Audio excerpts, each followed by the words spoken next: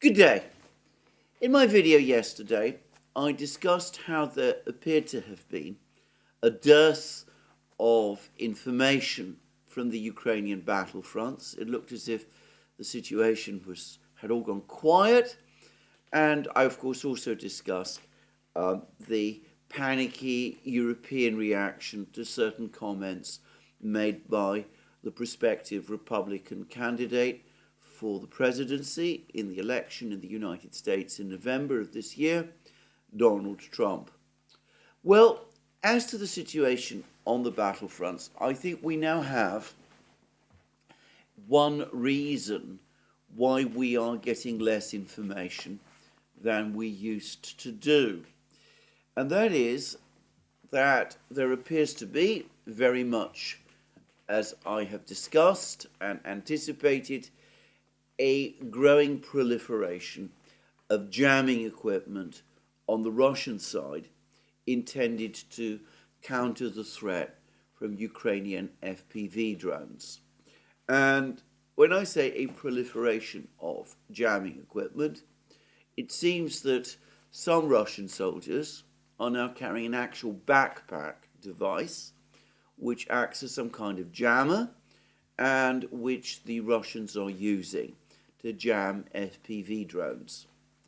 And I noticed that Dima at the Military Summary channel, who uses drone footage and video footage very properly and rigorously to try to get a sense of military movements and to try to geolocate where particular advances have happened.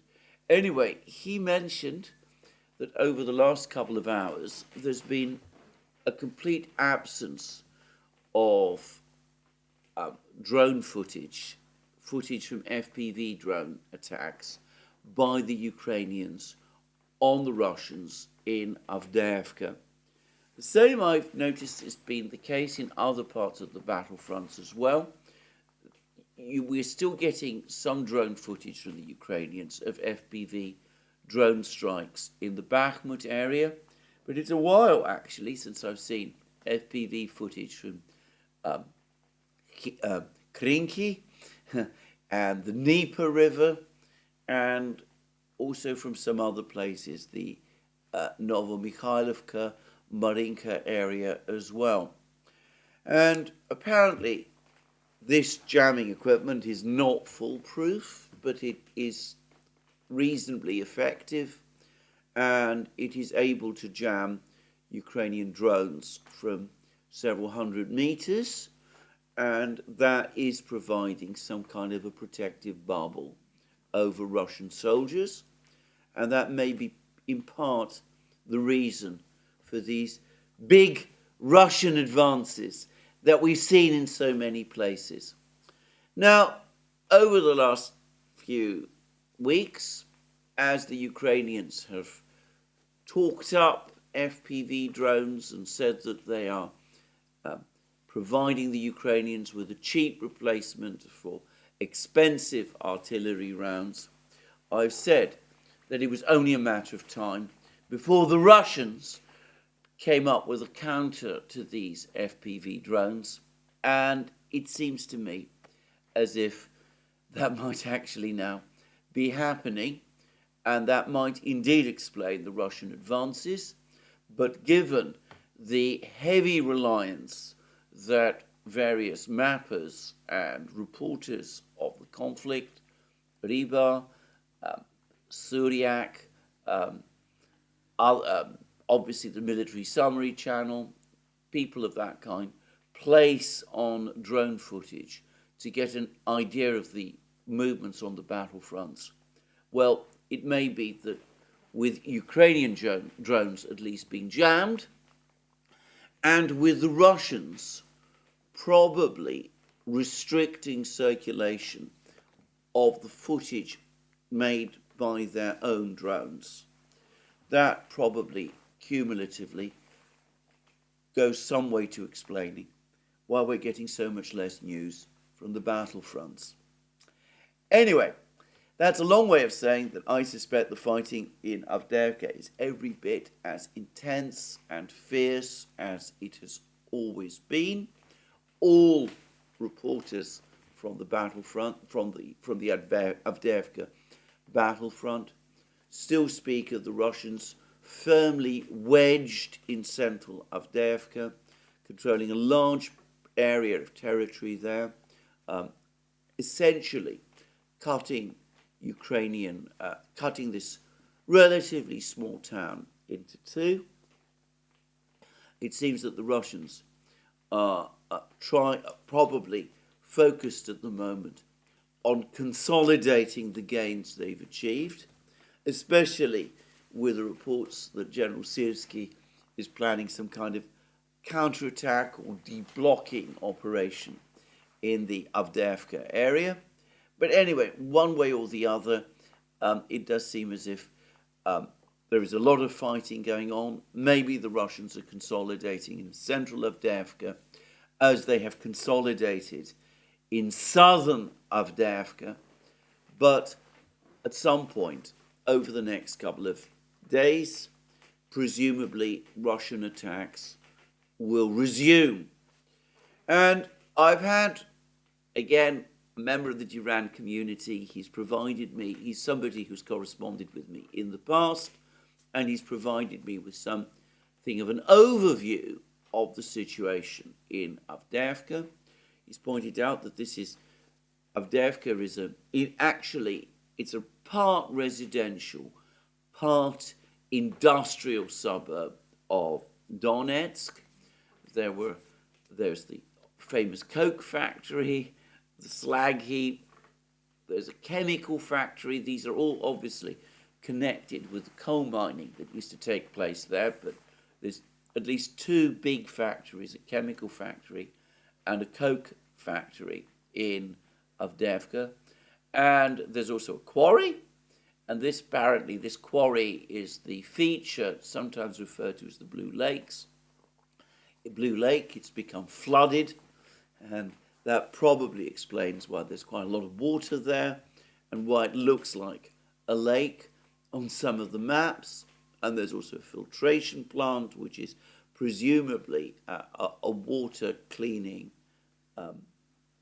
facility. But anyway, it's a mix of industrial and residential buildings. And some of these industrial buildings are very strongly built by the Soviet Union.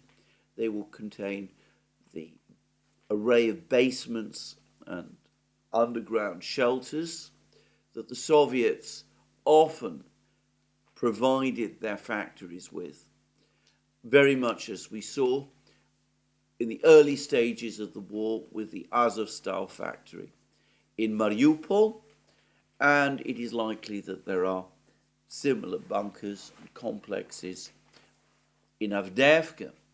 And given that the Ukrainians have worked hard to make Avdiivka a fortified position over several years since the 2014 fighting, it's likely that these underground facilities have been enlarged and warehouses have been created underground, and there'll be ammunition and food supplies stored there.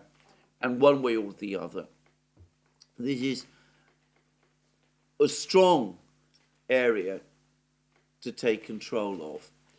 And this applies even more to the so-called air defense base, which presumably is or was originally a military facility.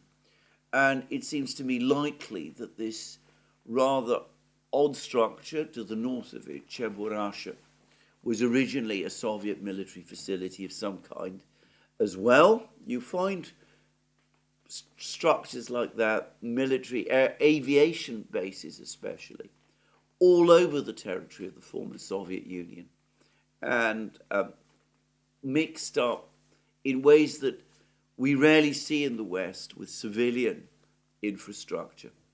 And it's likely, obviously, that this air base, this air defense base, and this Cheburasha structure, such as it is, military facilities, and of course they will almost certainly have air defense bunkers and other types of bunkers which would provide formidable obstacles for any advancing force and shelters for the Ukrainian troops. And that presumably explains why there are still some Ukrainian troops located in both of these structures, both the air defense base and the Cheburasha complex. Both of these structures, the air defense base and the Cheburasha complex, are now apparently fully surrounded by the Russians. So that there are Ukrainian troops there, they're cut off from the main Ukrainian forces in Avdiivka. Incidentally, and just to finish on the Cheburasha complex, as somebody pointed out to me in an email, Cheburasha is actually an extremely well-known cartoon character in Russia. I've actually seen some of these cartoons, and he also features in books.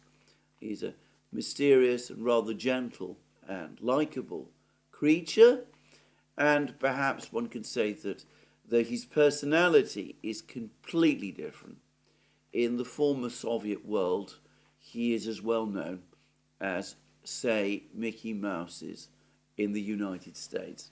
But anyway, moving on, clearly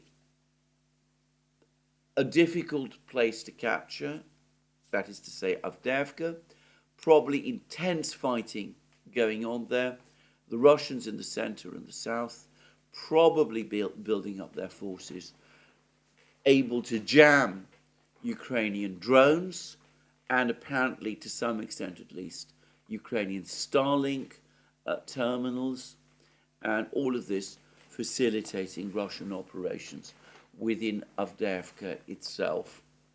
Now, yesterday I talked about how General Syrski and President Zelensky seem to be moving forces towards Avdiivka, and the force that I discussed yesterday is the 3rd Brigade, which is of course the reconstituted Azov battalion. But it's now clear that this is only one of the military units that Ukraine is transferring to Avdiivka. In fact, there has been a pile-up of Ukrainian military units around Avdiivka, all kinds of military units, some of which, by the way, are familiar to me from the Zaporozhye battles. Anyway, they seem to be all heading towards Avdiivka. One of them, of course, the 47th Mechanized Brigade, the one with the Bradleys and the Leopard 2 tanks, has been fighting in Avdiivka for several weeks now, but it's been joined by others. And there have been Russian drone and perhaps missile strikes on the deployment positions of some of these units. There was a major drone strike on the city of Dnipro, on the Dnieper River, Dnipropetrovsk, as the Russians call it. Anyway, there was a major drone strike on this city. It's widely assumed that this is one of the major staging areas for these Ukrainian troops, and some of them are heading to Avdiivka. And the general feeling one gets is that what is happening is that General Syrski, who has until recently commanded Ukrainian forces on the northern part of the front lines in Kharkiv and northern and central Donbass, is now basically calling an end, a final end, to the whole Zaporozhye operation. He is transferring troops from the Zaporozhye front lines, perhaps ultimately from the Kherson front lines also, and is transferring them back to Donbass to try to reinforce positions in places like Kupiansk, Liman, Bakhmut, and of course Avdeyevka.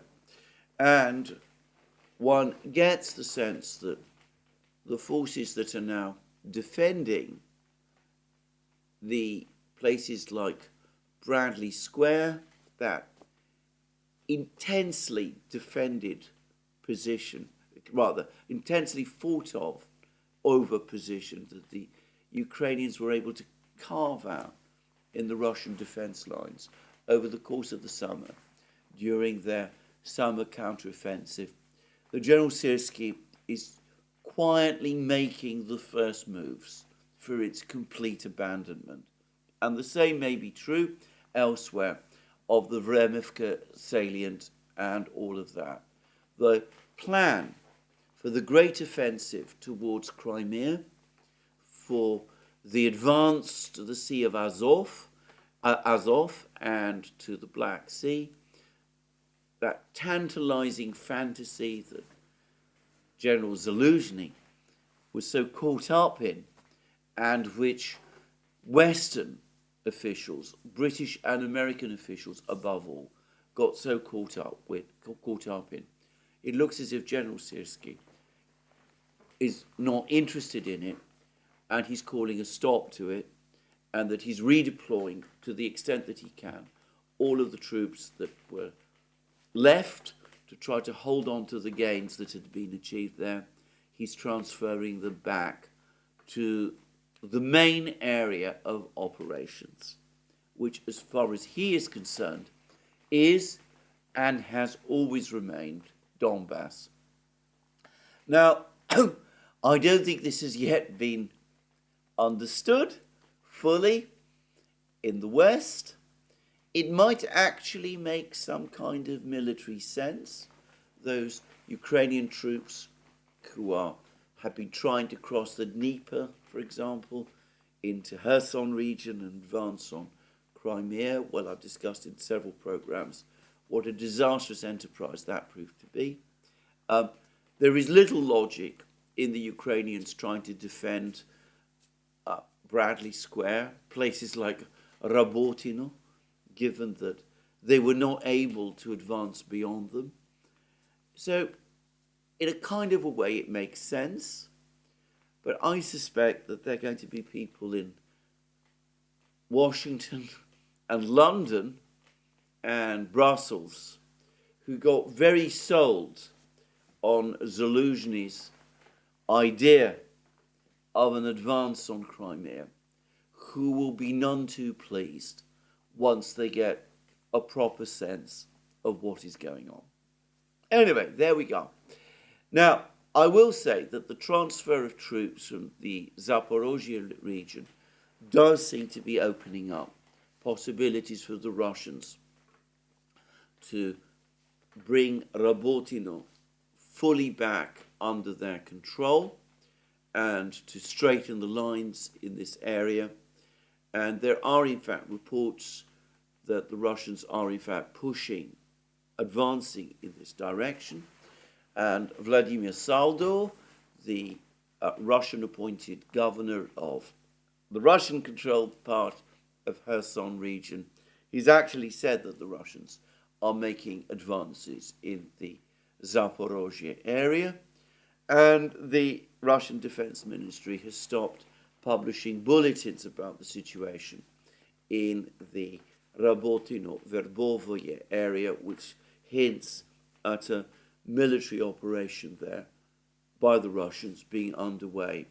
So the Russians will no doubt take advantage of this Ukrainian redeployment, and they will work to try to straighten the lines and to regain the territory that they lost in the offensive that Ukraine launched in the summer in this part of Ukraine, and which was so comprehensively defeated. And we will probably be hearing more reports about this over the next few weeks. Well, as for Avdiivka itself, as I said, there's been a pile-up of Ukrainian troops, but there's also been lots of complaints. There's been a very bitter article about the situation in Avdiivka, which has appeared in the Kiev Independent. It says that the soldiers of the 47th Brigade are complaining that there are almost no defences, no fortifications on the front lines. The defence was poorly prepared for a major Russian offensive on Avdiivka. Since the Russian army is constantly conducting a massive assault, there is almost no time to build anything else. These are the fortifications to the northwest of Avdiivka. They say that there is a huge problem, which is a problem that exists all across the front lines, a serious shortage of personnel, especially infantry. Well, of course, all the reinforcements are intended, I suppose, to try to make up for that. And we are told, and this takes us back to information that Yuri Butusev was publishing. This is the Ukrainian commentator Yuri Butusev was complaining about a few days ago. He was saying that substandard reinforcements were being sent by the Ukrainian military into Avdiivka, and the Kiev Independent says that to strengthen infantry forces, Ukraine is sending artillery and logistics fighters to infantry positions. This means that soldiers on the first line may not even know the basic survival skills of an infantryman, leading to even greater losses. And we've had examples of what that means. An artilleryman, Sergei, says that out of his unit of 64 soldiers, 15 went into battle, only 4 survived. They are artillerymen and know nothing about serving in the infantry. And we're also told that the military personnel in this area complain about the lack of ammunition and the active work of Russian artillery and aviation. And we have a quotation again from a Ukrainian battalion commander, again at the 47th Brigade, and we're told once more, if Russian troops capture the villages of Stepovoye and Berdichi, northwest of Avdiivka, the situation in the city will be critical. And this is from the Kiev Independent. So they're talking about an absence of fortifications in this area and no time to build them, a desperate shortage of infantry. The 47th Brigade has been able to hold off Russian attacks in the Stepovoye, Berdichi area for weeks, but we see the disastrous attrition it has suffered. It's had to send its artillerymen and its logistics people to fight as infantry against the Russians, and many of them have been killed or wounded, and it looks as if the 47th Brigade is almost exhausted, and it's been able to hold on to Berdichi and at various times to Stepovoye as well, but the price of doing so has been the cost of the price of doing so has been the brigade itself. It has become all but exhausted in the battle. And that, of course, no doubt also explains the anxiety with which General Syrski is acting, the fact that he's deploying more troops there. And already one sees commentators, especially in Ukraine, once again talking about the meat grinder, that horrible expression that was used about the fighting, the situation in Bakhmut this time last year, that Bakhmut had become a meat grinder, that Ukrainian troops would be sucked into Bakhmut in order to try to defend this undefendable place, and were being destroyed by the Russians. And, well, it looks as if Operation Avdeyevka meat grinder is similar. Attrition of some of Ukraine's best brigades is also about to begin. Now, can I say that there is a difference between the situation today and the situation last year? And that is that Ukraine had carried out major mobilizations over the course of 2022. The Ukrainian army perhaps reached its biggest point in the late summer, early autumn of 2022. It then began to suffer horrible losses during the offensives of Kharkiv and Kherson region in the autumn of that year. And then, of course, the Bakhmut meat grinder ground it down even further. And then to cap everything, there was the disaster of the summer offensive last year. So Ukraine is in a much weaker condition today to absorb attrition losses in another meat grinder, repeating what happened last year in Bakhmut. And one does wonder again about the logic of deploying troops to Avdiivka, some of Ukraine's best troops to Avdiivka, in order to try to hold Avdiivka, when rationally these troops ought to be conserved. Well, there is a possible further explanation which has little to do with military matters, but might be related to politics. Now, in previous programs, I spoke about a source. It's provided me with much, actually, indispensable information about the situation in Ukraine, about the situation on the Ukrainian battlefronts.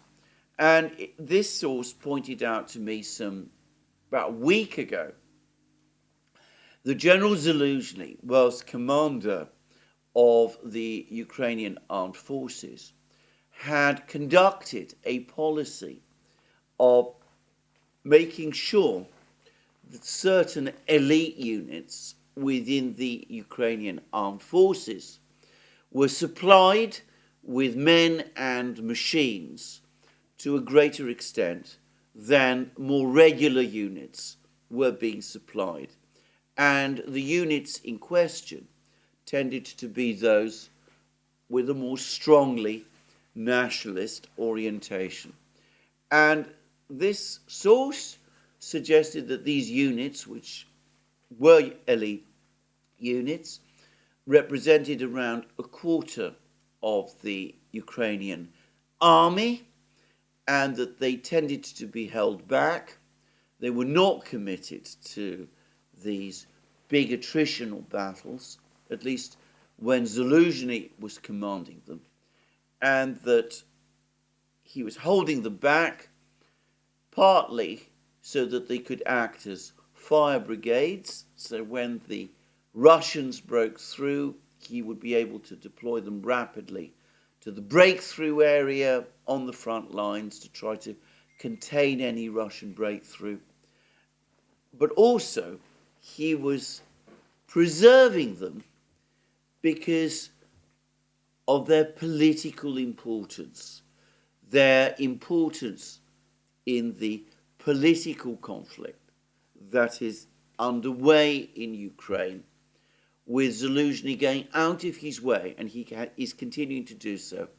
Another photograph has appeared of him in which he shows himself with a dignitary from right sector, one of the more nationalist, radical political groups in Ukraine, with large photos of Bandera, Stepan Bandera, in the background.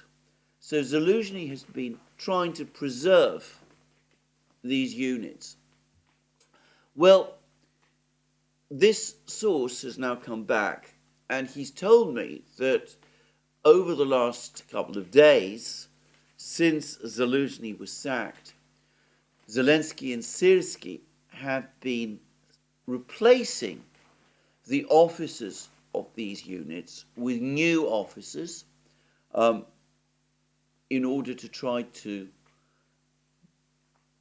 bring them under tighter political control, and that part of the reason for deploying these units to Avdiivka may be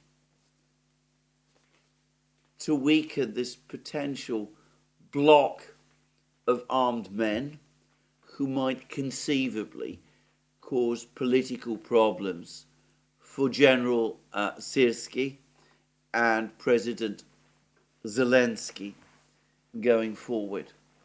Well, it is an intriguing idea. Of course, I can't corroborate the extent to which this is actually the case, but if it is the case, I will say straight away that it would not surprise me. In turn, brings me back to the general political situation in Ukraine.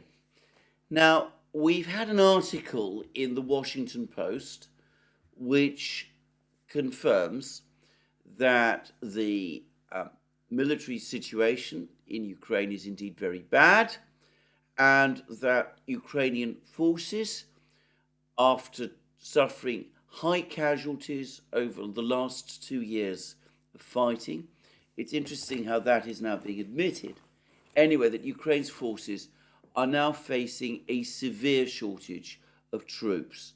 And of course, this is, again, exactly what the Kiev Independent was telling us about the military units that are trying to defend Avdiivka, the 47th Brigade complaining about the fact, the men of the 47th Brigade complaining about how men with no infantry training are being sent to fight as infantry because losses within the infantry have been so high. Anyway, the Washington Post says that the Ukrainian military is facing a critical shortage of infantry, leading to exhaustion and diminished morale on the front line. In interviews across the front line, nearly a dozen soldiers and commanders said that personnel deficits were their most critical problem now, as Russia has regained the offensive initiative on the battlefield and is stepping up its attacks. So, there's a general consensus that Ukraine is now critically short of men and critically short of infantry in particular. And this, of course, is where the mobilization law is supposed to come in, because Ukraine is trying to call up 500,000 men, and the purpose of it doing so is supposedly to make up for these manpower shortages, to enable exhausted infantry to be rotated out of the battlefronts and to be given time to rest and refit, and also to plug the holes, given that Ukrainian units are now so short of men. But the heavy losses, the string of defeats, Bakhmut, the disastrous failure of the summer offensive, the debacle in Krinky, the developing debacle in Avdiivka, the heavy losses, the very heavy losses Ukraine has been suffering, and the dimming of belief in victory is turning people in Ukraine against further mobilization. And there's been a report about this in the New York Times, and it describes how people, even in Western Ukraine, are now starting to protest against attempts to conduct further conscription there. And I'll read part of the piece. A crowd angry about the draft blocked a road outside a western Ukrainian village last week in a rowdy confrontation with drivers and the police that illustrated the political risks of expanding mobilization. Villages in the west have been a primary source of soldiers for the Ukrainian army, and support for the war has been higher in the country's west than overall in Ukraine. But the loss of male loved ones has taken a toll on many families. The roadblock took place on Tuesday in the village of Kozmach in the Ivano-Frankovsk region, and began with unfounded rumours in local chat groups. The draft officials were coming to find the village's remaining men, the police said in a statement. About 100 women blocked a road, and the protest turned violent when they mistook a woman from a neighbouring village for a draft official, police officers said. The woman, Ivana Vanjurak, wrote in a Facebook post that the crowd yelled that she was a spotter for the local military recruitment office. The accusation echoed widespread worry in Ukrainian society that spies in their midst, known as spotters, are helping Russia identify missile targets. But in this case, the source of anxiety was the military recruitment system. And we're told there's other reports about how the situation, the mood in Ukraine has turned strongly against service in the army, with one observer saying the mobilizers have long been competing in running, wrestling, and fistfights with potential conscripts. There's lots of film and pictures of incidents like this, often taking advantage of their numerical superiority. For ordinary Ukrainians, there is nothing scarier than being sent to the front, so they are ready to fight with conscription officers for their freedom and lives to the end. Now, all of that suggests, firstly, a deeply demoralized population, but also an increasingly angry population. There is anger in the army that men are being kept in the army month after month, long after the time when they were supposed to be relieved, because there aren't troops to replace them. At the same time, there is growing fear and worry across Ukraine, even in Western Ukrainian regions, that being called up to the army is the equivalent of a death sentence, or, if not a death sentence, a way towards becoming severely wounded. And with both the army and civilian society becoming increasingly tense, and with scattered protests starting to appear in various places, it's not difficult to see how all of these things could come together with General Zaluzhny's dismissal, the anger of the nationalist units that their best officers have been taken from them and they're being thrown into a meat grinder. Other parts of the army resentful of the fact that the sons of the rich are not participating in the war as they should, and the civilian population as well, becoming increasingly restive. It's not difficult to see how all of this could come together and that there might be a significant protest, a resurgence in political protest in Ukraine at some point over the next few weeks on a much bigger scale than anything that we have seen up to now. Now, I'm saying this, I ought to say that I don't necessarily know that this will happen, especially in wartime, with governments becoming very powerful during wartime. Governments are able to conscript from the civilian population and deploy units to the front lines, and society can show a remarkably high degree of acceptance of things like that. But the breaking point can be reached.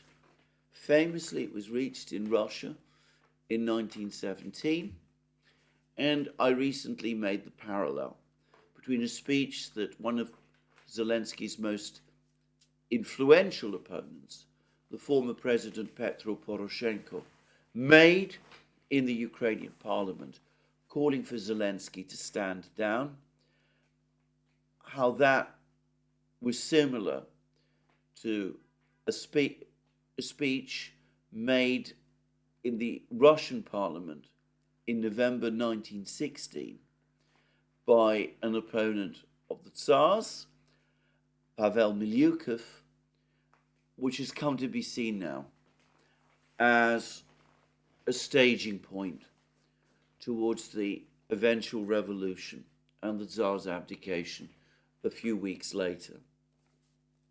So anyway, there we are, a growing tense situation for Ukraine, a situation where Avdiivka, as I said, is only being held with great difficulty, where a new meat grinder is being created, where Ukraine might be in the process of withdrawing forces en masse from the southern front lines, in effect surrendering the marginal gains that were achieved during the offensive of the summer, and where Russian pressure continues to build right across the front lines in Bakhmut, in the Marinka area, probably in Kupiansk as well, with all the indications are that this Russian pressure is going to continue to grow. So, a situation where we can increasingly see the devastating effects on Ukraine of the attrition, the policy of aggressive attrition, in fact, of attrition overall, that the Russians have been pursuing ever since the autumn of 2022. I remember how General Surovikin, who was briefly Russia's overall commander in the conflict zone before he was replaced by the current commander, General Gerasimov, said that he would grind the Ukrainians down, and that is exactly what has happened since then. The Ukrainians are being ground down. Now, over the course of his interview with Tucker Carlson, Vladimir Putin, Russia's president, once again reiterated that he had not closed the door on negotiations as a means to settle the conflict. His spokesman, Dmitry Peskov, came forward a few hours later and provided a gloss. He said, yes, the Russians are open to negotiations, but Peskov made it clear that the terms would be very much harsher than the terms that were almost agreed in Istanbul at the end of March 2022, when the Ukrainians and the Russians appeared to come close to agreement. But anyway, the door for negotiation, Putin tells us, is still open. Ukraine continues to reject negotiations.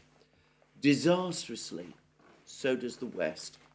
I was reading with a seeking feeling comments conveyed, I think it was to the New York Times, by our old friend, the anonymous White House official, saying that yes, the Biden administration does anticipate that one day there will be negotiations to end the war.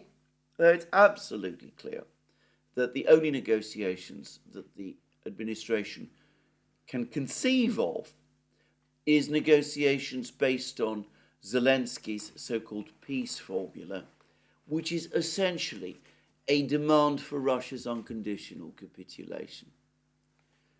The Russians obviously are not interested in that kind of proposal, and so this anonymous White House official said that the administration has seen no sign that Putin is interested in negotiations.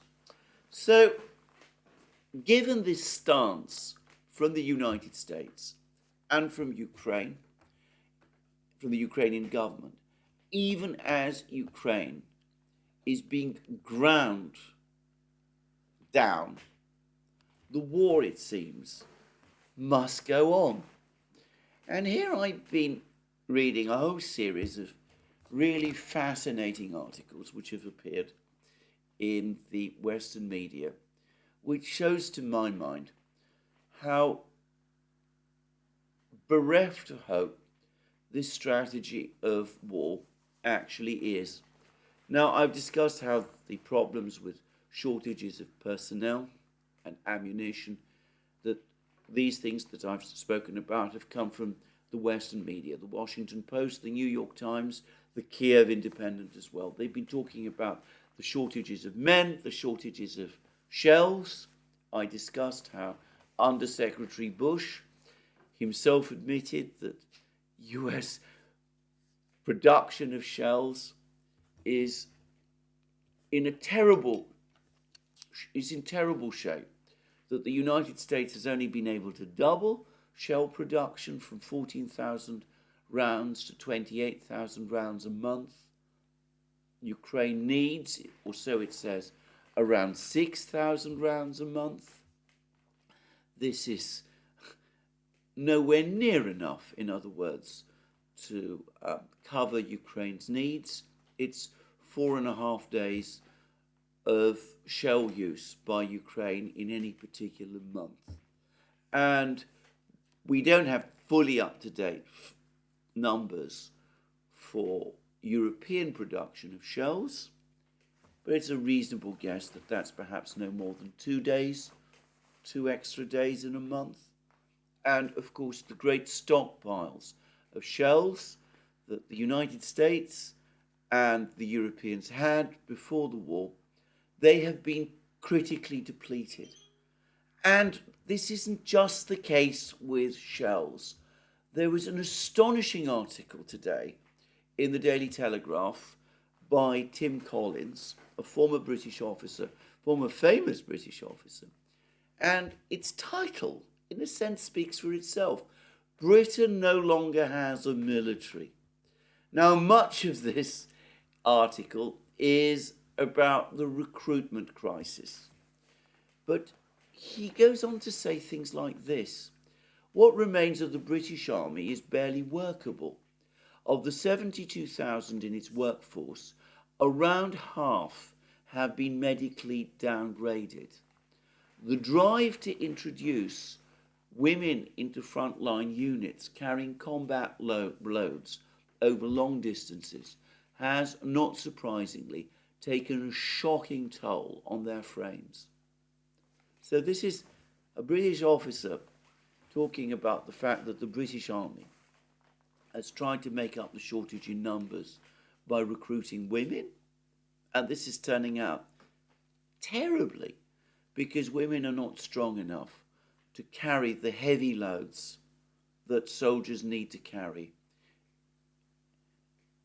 in battle.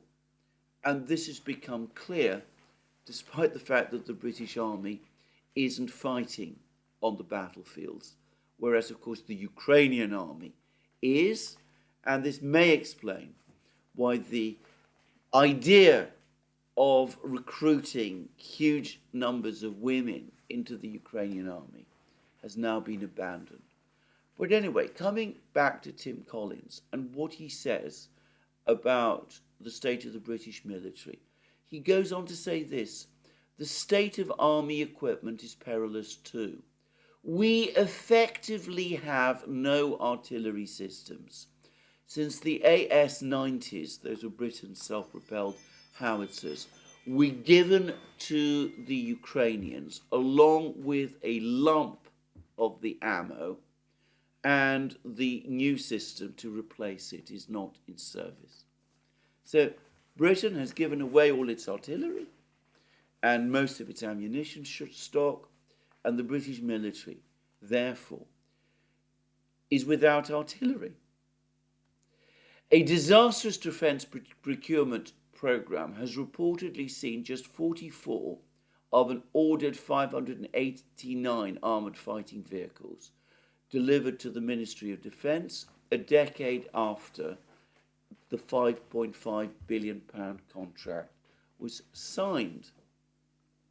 But it is the lack of tanks that worries me.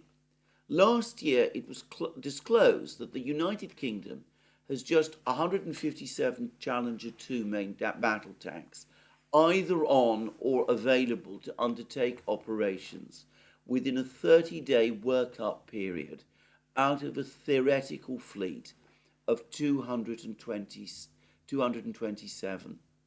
The figure was disclosed during a UK Defence Committee session on March 8th. That was March 8th last year. But now it is believed to be much worse. It has been announced that the Ministry of Defence has 93 diversity networks. Today we don't have that many working Challenger 2s. I've heard that the actual number of working Challenger 2s in the British Army is down to around 40. 40. Tim Collins, Britain has no military. Similar comments, in effect, made by German officers, senior German officers. The German military also in a disastrous state, plundered effectively of its weapons to supply Ukraine, with European defence industries simply unable to both supplies, to provide supplies to Ukraine and to meet the domestic needs of European militaries.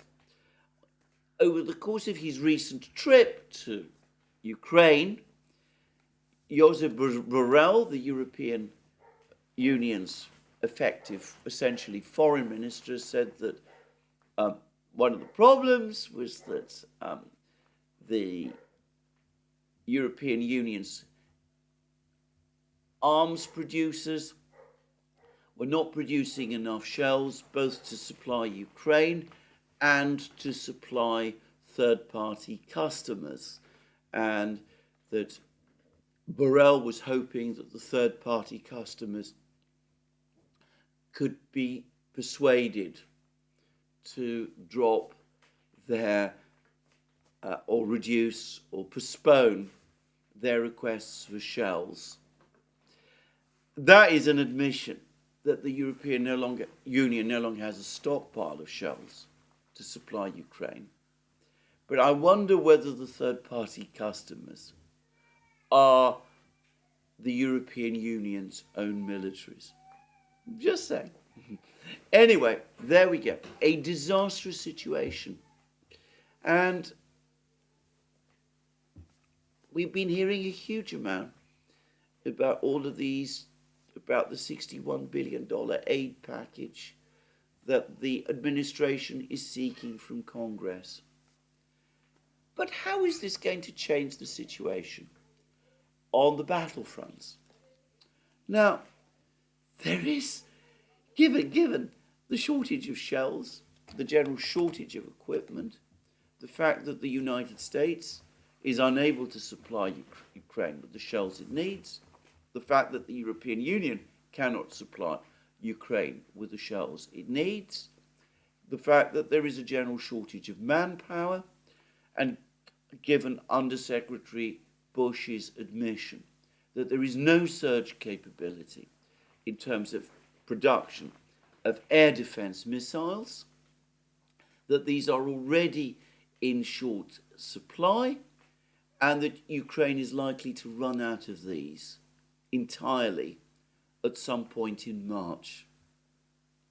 So, all of this debate about supplying weapons to Ukraine, again, is looking academic, as we see once again the effect of Russia's attrition strategy.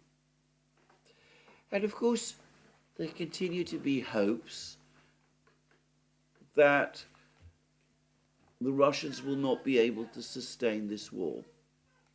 Well, there's been a very strange article in the Financial Times.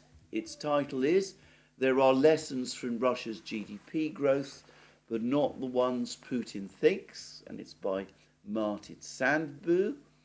And he says that the growth of Russia's GDP last year, well, he admits it's not smoke and mirrors, but it's not quite as impressive, or at least he wants us to think that, as it is. He says that strong GDP growth does not tell the story. It might in other countries. GDP, the sum total of all paid activity in the economy, is influenced by how much people want to buy. And since its full-scale attack on its neighbour, Moscow has gone on a shopping spree for soldiers, imported weapons, and ramped up its own arms production. The Bank of Finland's Institute for Emerging Economies finds that most of the growth in Russian manufacturing is in war-related subsectors. The rest of industry has largely stagnated. Car production remains a third below where it once was. What is the evidence for that?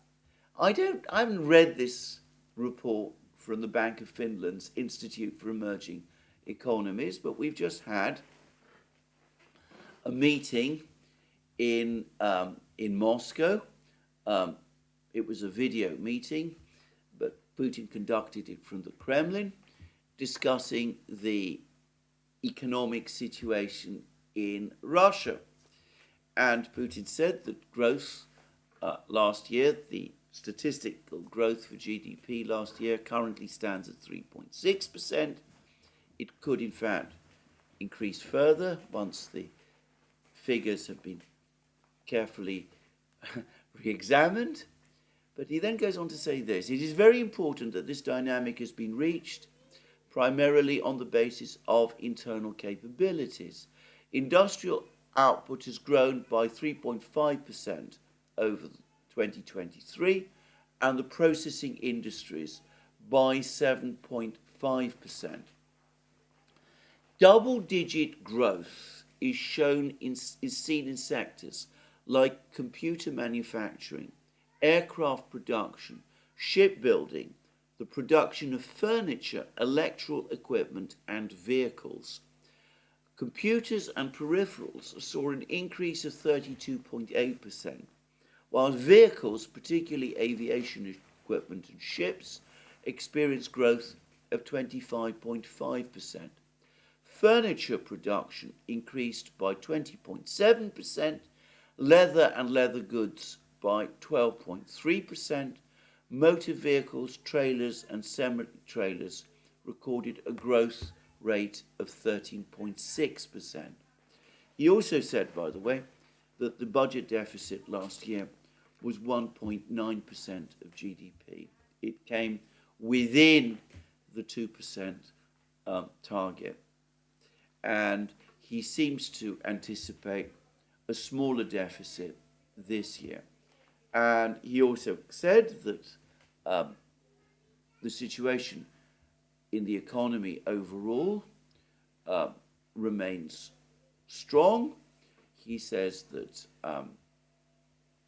the situation in terms of consumer spending remained at the same level in January as it did in the last quarter of 2023, and that all the indications suggest that the economy is going to continue to grow. I would like to note that according to current data, nationwide economic activity remains high. The situation is developing in accordance with the government's expectations and those of expert circles. Consumer demand remains strong, just about as high as in the fourth quarter of 2023. It is very important that this has a positive effect on the mood and plans of national businesses. So, I'll come back. Where is this evidence that the rest of the economy, apart from the military industries, that is stagnating? It is probably true that car production, civilian car production, remains a third below its 2021 levels. But then car production was especially badly hit by the withdrawal of sub-imports, the import of sub-components that was important for production of cars. All the indications are that civilian car production is rising and rising fast. Putin suggests that it's growing by double-digit numbers. Now, some of the figures that Putin is giving might be explained by production of military equipment. So the increase in production of computers and peripherals, which increased by 32.8%. Well, that might include computers used in the war, and that might also include increases, 25.5% increases in aviation equipment and ships. Who knows? Maybe that is also related to the war, though Russia does seem to be in the process of a very significant civilian shipbuilding program. But is this really likely with production of furniture, which we're told increased by 20.7%, and production of leather and leather goods by 12.3%? With consumer demand strong, it seems to me much more likely that what is happening is that the Russian civilian economy is responding to the demand signals and is continuing to grow in order to fulfill the needs, the demands of Russian consumers. And of course, there are problems. It can't supply all of these needs at once. It's having to conduct major investments and reorganize its production. And of course, there's also had to be imports from countries like India and China.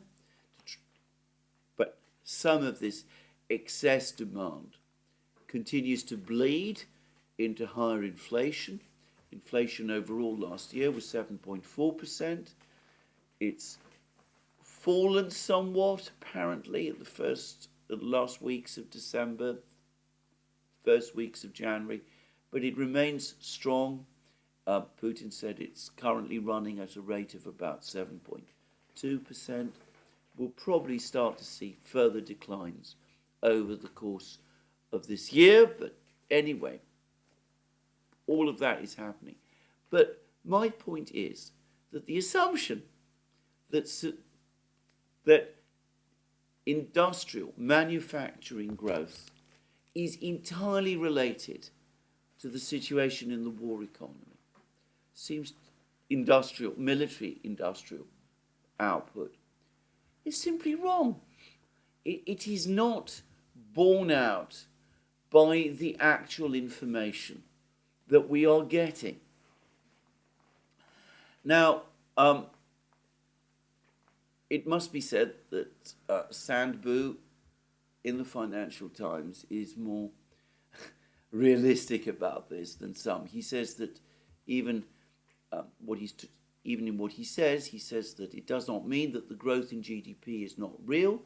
Activity has clearly is increased, as is visible from other indicators, such as the falling unemployment rate. And he makes claims that public utilities and residential infrastructure are deteriorating badly. Again, I've seen no statistical evidence of this. All the information I've seen is purely statistical, is purely anecdotal. We can't say that this is true, but then he does admit that Russia has jettisoned much conventional economic wisdom, capital controls and heavy-handed intervention in corporate decisions, staved off currency collapse and financial disorder. Massive worker and resource mobilization has been achieved through a mix of planning, deficit spending, well, not so much deficit spending, 1.9% of GDP, but anyway, some deficit spending, repression of consumption. Where is the evidence of that? Consumption is rising. This ought to give liberal market democracies pause, not that they should emulate warmongering dictators, but they should realize that mobilizing, allocating large resources, not to war, but to worthwhile investments, is perfectly doable. And Keynes said, anything we can actually do, we can afford. Well, it's a strange mishmash, this article, of some admissions. The fact, gradual tiptoeing towards a recognition that Russian economic stabilization is indeed for real, but it's still contaminated by all kinds of wishful thinking and false assumptions,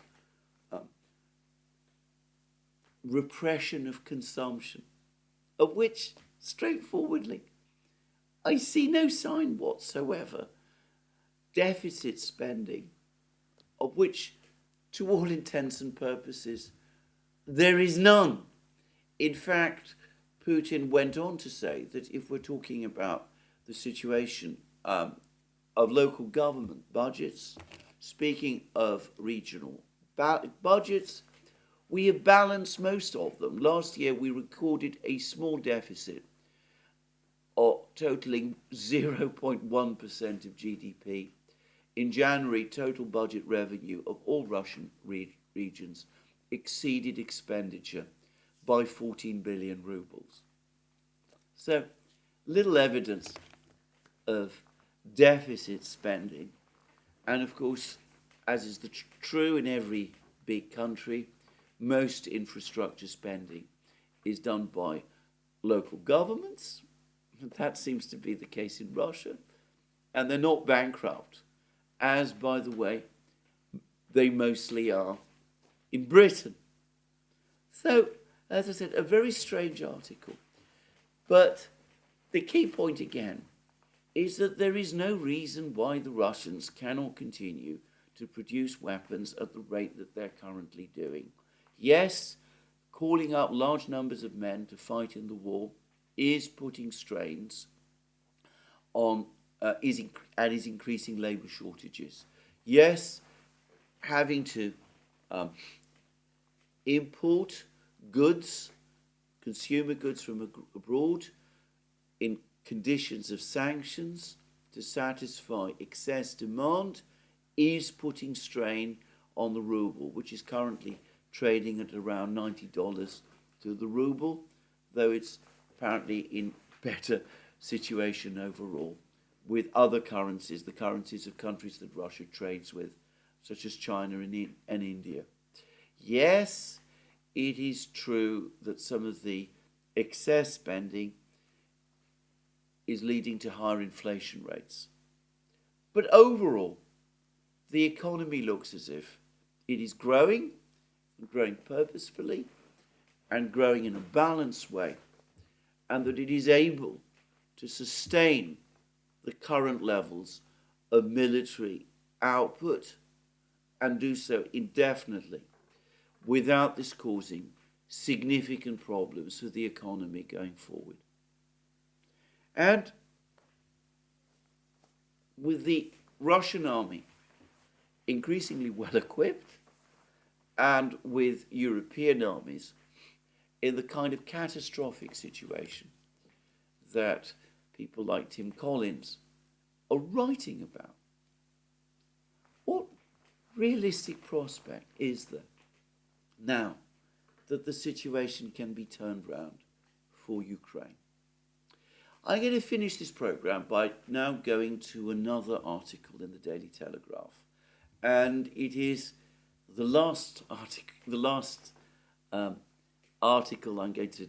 in which I'm going to discuss Tucker Carlson. Well, the last segment in which I'm ever going to discuss Tucker Carlson's interview with President Putin. But it's written by Charles Moore, former editor both of The Spectator and of the Daily Telegraph, one of the leading, perhaps even the leading, conservative journalist in Britain today. And it's clear to me that he watched Putin's interview with Tucker Carlson and came away from it mightily impressed, even though he's been an outspoken supporter of Ukraine throughout the war. And he makes some rather studied comparisons between President Putin and Joe Biden. He says, in recent days, we've had startling opportunities to look at the state of mind of two men who run a great power and one who aspires to do so again. The cast, in order of appearance, is Vladimir Putin, Joe Biden, and Donald Trump. The first was interviewed in Moscow at inordinate length by a sympathizer, Tucker Carlson. Well, let's ignore his little nasty asides. The second gave an unusual and noisy 12-minute press conference in Washington.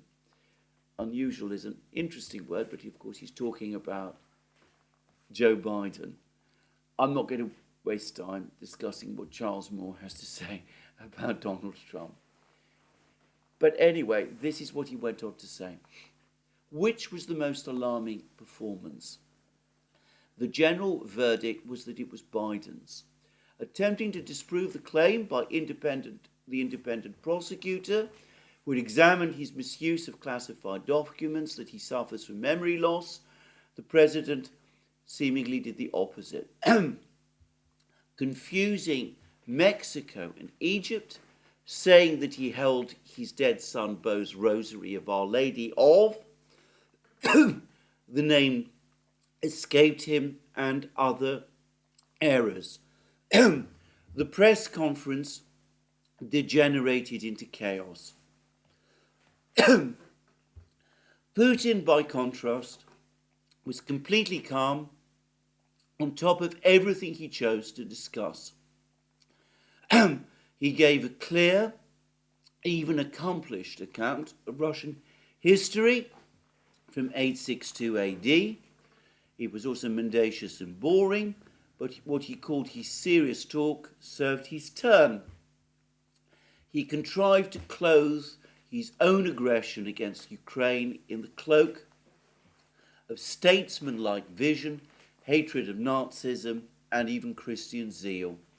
The Russian president, easily escaped the few challenges that Carlson, without conviction, offered. He said a peace deal with Ukraine had been possible early on, but Boris Johnson had dissuaded Zelensky from doing it. NATO, the US, is the aggressor. There was stuff about Dostoevsky and the human-oriented Russian soul. There were soothing words about the natural moderation of his biggest pal, China. And so there we have it. Putin, who Charles Moore calls the worst monster in Europe since the death of Stalin, looks well in charge as his own rigged election approaches. Biden, who for all his faults is not himself a danger to world peace, not my view, but Charles Moore, no doubt, is entitled to his own, is torpedoed below the door, perhaps below the waterline. Not a good week for Charles Moore. Those are his last words. Well, there we have it. Putin, fluent, fully in charge, even someone like Charles Moore, grudgingly admits the fact. Russian economy, strong, Russian army strong and getting stronger. The West, well, the President of the United States having all the well-known difficulties.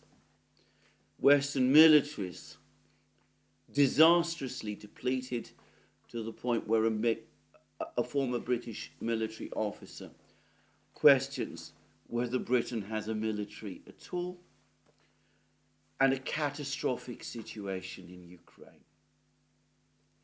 But even despite all of that, we will not talk peace, even when we are invited to do so. I've said many times that I despair of Western policy more than I have ever done, and it's not difficult to see why. Well, this is where I end my program today. More from me soon. Let me remind you again that you can find all our programs on our various platforms, Locals, Rumble and X. You can also support our work via Patreon and Subscribestar and go to our shop, links under this video. And last but not least, if you've liked this program, please remember to tick the like button and to check your subscription to this channel. That's me for today. More from me soon. Have a very good day.